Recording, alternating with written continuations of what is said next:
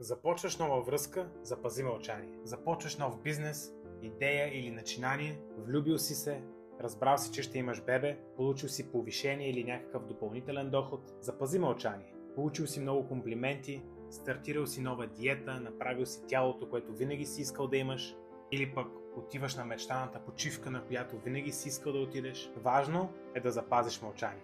99% от причините, поради които тези благословения се прекъсват, спират или изобщо не се проявяват, са защото каним чуждите енергии в самото начало на нашето благословение. Независимо дали някой те обича или не, в момента, в който споделиш за твоя успех и някой разбере за твоя успех, ще започне процеса на изсмукване на енергия от него.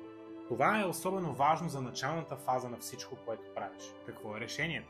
Казвай само на тези, които трябва да знаят като част от твоят процес. Увери се, че вниманието ти е насочено към споделяне само на това, което е необходимо, а не за да получаваш внимание, уважение или издигане на своя статус. Най-голямата тайна за задържане на тази вибрация и енергия е да просперираш в мълчание, колкото се може по-дълго, докато преминеш през началната фаза и проявлението е факт.